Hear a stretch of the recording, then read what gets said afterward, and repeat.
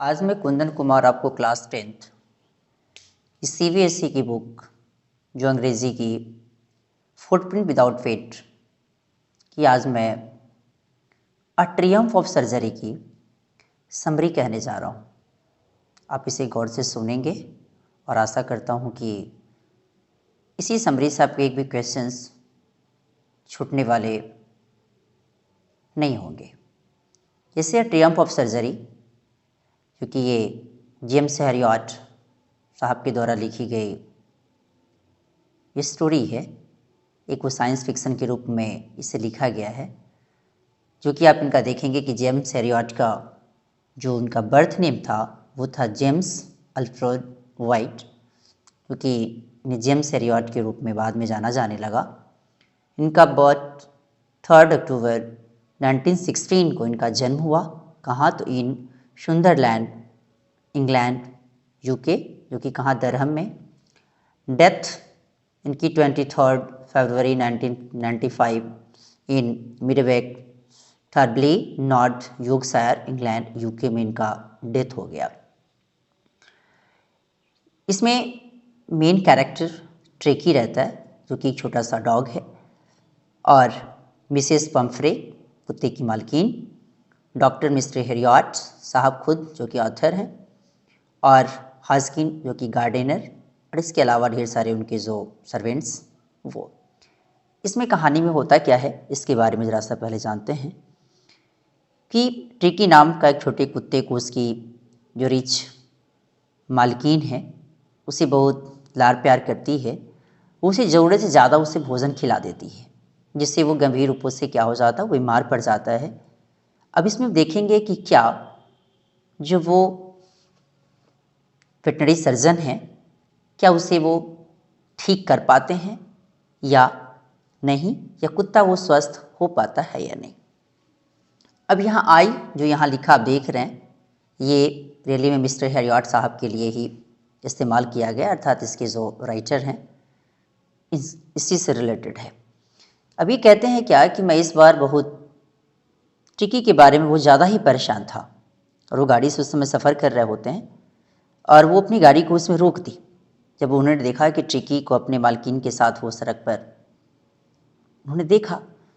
उसकी आकृति देख उन्हें बहुत ही बुरा लगा, बहुत ही परेशान टाइप का हो गया वो, क्योंकि वो बहुत ज़्यादा मोटा था और उसका मांस भी बिल्कुल फूला हुआ मांस का टुकड़ा हो, ऐसे चारों कोनों में एक एक कर टांग भी लगा दी गई हो, इतना मोटा टाइप का दिखता था। और उसकी आंखें रक्त की तरह से बिल्कुल कीचड़युक्त Remy stared straight ahead and his tongue lolled from his jaws, और उसने सीधे आगे देखा, उसके जीभ जबरों से बाहर निकली हुई थी और वो इतना ढीला ढाला हो गया था।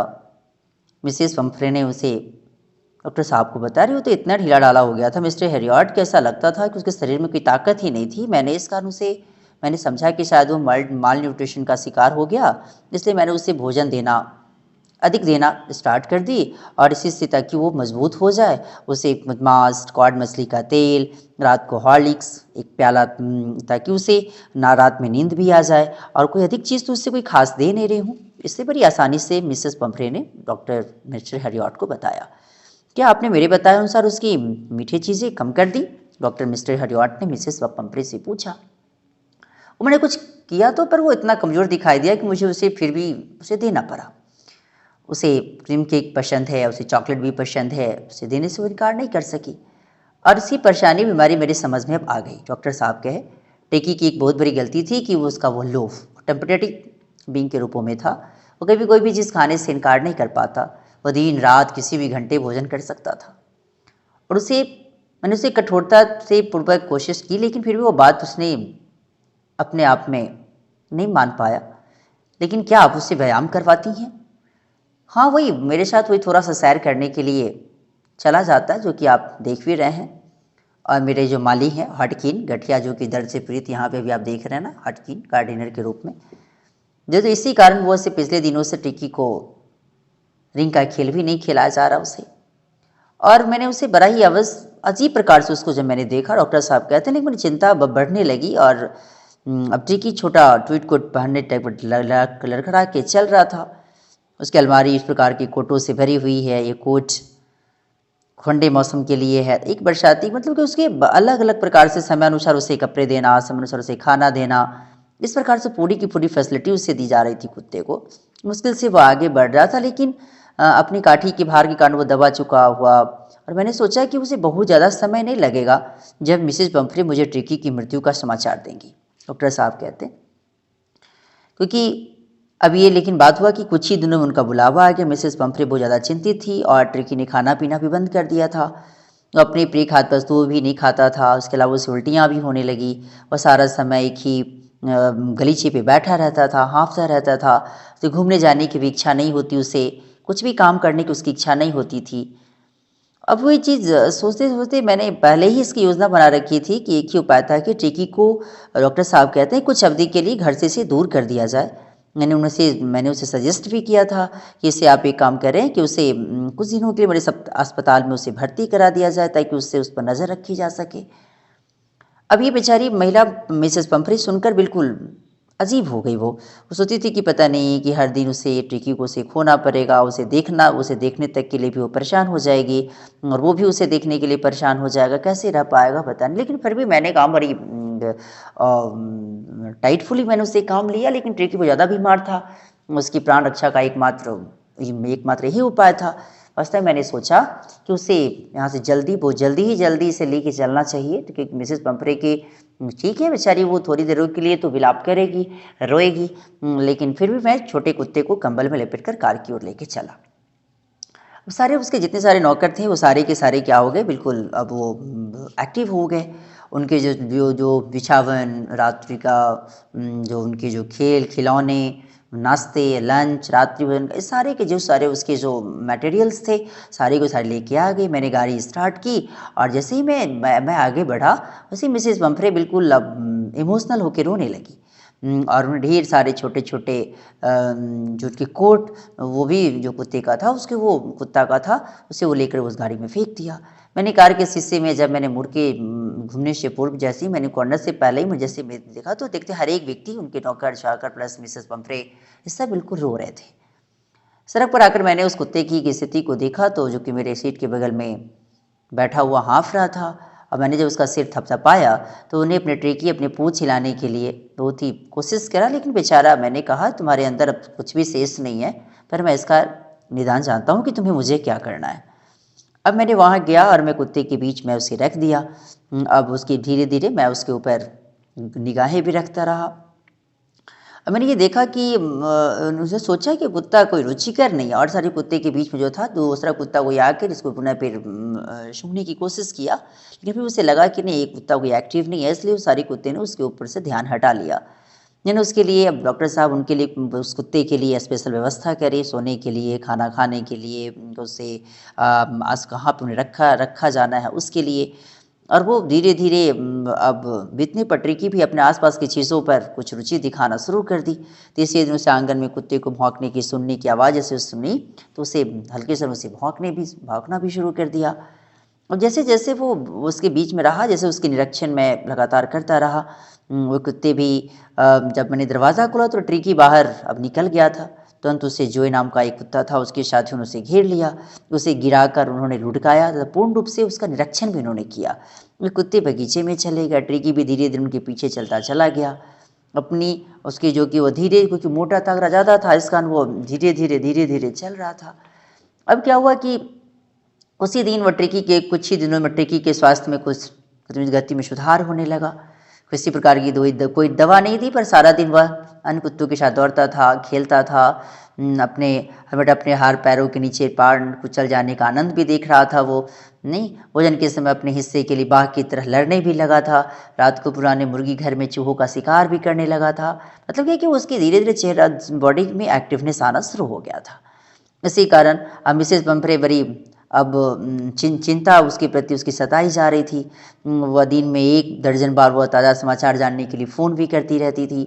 अनेकों बार उनके प्रश्नों का उत्तर भी नहीं दिया जाता कि टिकी गद्दियों की नियमित रूप से उल्टा पलटा जा रहा या नहीं, अथवा मौसम को अनुसार कोट पहनाया जाता है या नहीं। इस प्रकार के ढेर सारे क्वेश्चंस वो पूछते रहती, लेकिन फिर भी ये बातें, सारी बातों को काट कर वो वहाँ से उसे एक ही बातें बता दी जाती कि नहीं ठीक है, कुत्ता खतरे से बाहर है। और धीरे धीरे उसकी स्थिति ऐसा हो रहा था कि उसे बार बार मिसेस पंफरे के घर से उसके लिए ताज़ा 2 दर्जन अंडे भोजन के लिए, ताकि ट्रिकी की ताकत फिर से लौट आए। कुछ दिनों तक मेरे अब डॉक्टर मिस्टर हेडवर्ड साहब कहते हैं कि जानते हो कि अरे वो तो मेरे लिए एक स्पेशल गेस्ट भी था, लेकिन साथ साथ में उनकी खाने के लिए जो कुत्ते के लिए आता था वो मेरे लिए भी कम भरी बात नहीं थी, ताकि वो उसका यूज़ मैं भी किया करता था। इवन कि मेरे साथी लोग भी आते थे, वो भी 2-2 अंडे नाश्ते में खाते थे। जब जब उनकी सूरा की बोतलें जब आने लगी तो स्थिति वास्तविक संभावनाएं सभी को समझ में अब आने लगी थी। नहीं, ट्रिकी की जो रक्त था वो सब उसे हेवी बनाने के लिए उसके लंच का एक समारोह का अवसर भी बनाया गया। उसे 2 गिलास सूरा पहले पिलाए जाने लगे, उन्हीं गिलाने गिलास लंच के दौरान। ये सारे धीरे धीरे उसकी फैसिलिटी बढ़ाते चलता चला गया। लेकिन हमें विश्वास ही नहीं हो रहा था कि जब ट्रिकी के शरीर से मजबूत बनाने के लिए ब्रांडी मिसेस पंफरे भेजी, कुछ रातों तो मदिरा मेरे साथी ने खूब ज़बरदस्त पिया, जो वाइन जो उसके लिए भेजा गया था। लेकिन फिर वो ज़्यादा प्रतिदिन अंडे नाश्ते के रूप में चलता था। दोपहर में वो से जो वाइन था वो भी इंसान खाना खाने को तो भी पी लेता था। नहीं, ऐसे धीरे धीरे से सारे बातें उसकी बताते चलते चले गए। नहीं, हमने अब दिया कि चलो बस ठीक है, ट्रिकी को अस्थाई अब यहीं पे अब उसको गेस्ट के रूप में रहने दिया जाए। रखा भी जाना ज़्यादा उचित था कि ताकि हम लोग के लिए वो एक स्पेशल गेस्ट भी रहे और उसके लिए कुछ खाने के लिए कुछ स्पेशल कुछ आइटम भी आता चलता चले। इसका डॉक्टर मिस्टर हेरियट इससे रिलेटेड कुछ क्वेश्चन भी है, आप देखेंगे भी इसमें। तो अभी धीरे धीरे लेकिन क्या हुआ कि 2 सप्ताह के बाद वो ट्रिकी बिल्कुल अब स्वस्थ हो गया।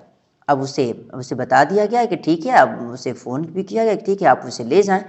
नहीं कि अपने आप को भी कुछ मिसेस पंफरे को भी लगे कि नहीं चलो बड़ा ठीक है कि मेरा कुत्ता अब ठीक हो गया। लेकिन कुछ ही देर बाद मैंने अब 30 फुट लंबी टमटम गाड़ी सर्जरी चिकित्सालय के बाहर आके रुकी। शोफर ने दरवाज़ा खोला और मैंने अंदर बैठी मिसेस पंफरे को भी मेरी कठिनाई से ही बड़ी मुश्किलों से मैंने पहचाना। उसके हाथ एक दूसरे से फंसे हुए थे, बेचारी धीरे से वो भी उतर रही थी, उसके ओठ भी कांप रहे थे, लग रहा था जैसे वो उसके लिए रो रही थी ऐसा। वो मिस्टर रिवार्ड मुझे सच बताइए क्या ट्रिकी सचमुच अब तो ठीक हो गया है ना? जी हाँ, बिल्कुल ठीक हो गया है डॉक्टर मिस्टर हेरियट कहता हूँ। ठीक है, आपको कार से नीचे उतरने की ज़रूरत नहीं है, मैं उसे लेकर नीचे ही आता हूँ, रुक जाइए। अब मैं घर से बाहर निकल पीछे बगीचे में चला गया, जहाँ कुत्ते झुंड लॉज में दौड़कर खेल कूद रहा था। उनके बीच कान फड़फड़ाते पूछ पिलाते छोटा सा सुनहरे रंग का ट्रिकी भी था। वो 2 सप्ताह में वो एक छोटा सा बिल्कुल एक जैसा पशु जैसा कुत्ता को होना चाहिए वैसा बेचारा वो बदल भी गया था। कुत्तों के झुंड में ही इधर उधर बेचारा घुल मिल कर खेल भी रहा था, लंबी छलांग लगाने लगा था, अपना शरीर भी इतना फैला लेता था कभी कभी कि उसकी छाती ज़मीन को लगभग छूने ही लगी थी। अब मैंने ट्रिकी को उठाकर मैं उसे गलियारा पार कराकर मैं उसे अग्रभाग में ले आया, जहाँ पे सोफा रवि घर का दरवाज़ा खोले खड़ा था, जो कि अभी आप इस पिक्चर में देखेंगे। जो आप पढ़ रहे होंगे तो बुक पढ़े होंगे तो आपको याद भी होगा। उसे अपनी ट्रिकी ने अपनी मालकिन को देखा, वो तुरंत मेरी बाहों से कूद पड़ा और वह पंफरे की गोद में जाके बैठ बैठा। मिसेस पंफरे बिल्कुल चौंक गई और जब ट्रिकी उनके ऊपर उछलने लगा तो उन्हें अपनी रक्षा करनी भी पड़ी मिसेस पंफरे को। ट्रिकी उनका चेहरा भी चाट रहा था, वो भौंक भी रहा था और वो भी इतनी खुश था कि और मैंने सफ़र के ट्रिकी के सारे बिछावन, खिलौने, गद्दियाँ, कोट, कटोरे ये सारे लाने में मैंने उसकी सहायता भी की और इनमें वो किसी का भी उपयोग नहीं किया था। लेकिन जब कार चल दी, मिसेस पंफरे ने खिड़की से बाहर सिर भी निकालते हुए देखा। उसकी आंखों में अश्रु झिलमिला रहे थे, उनके ओठ भी कांप रहे थे। वो मिस्टर हेरियट वह चीखी, मैं आपका किन बातों से मैं आपका आभार व्यक्त करूं? और इसे तो ये जो ट्रियम्फ ऑफ सर्जरी जो आपने इनका किया, ये तो नहीं ये सेल या अस्थि विज्ञान की विजय कहा जाएगा। नहीं, अस्थित प्रकार से स्टोरी पूर्ण रूप में समाप्त हो जाती है। और ये वीडियो आपको कैसा लगा इसके बारे में लाइक, सब्सक्राइब और कमेंट करना ना भूलें। थैंक्स।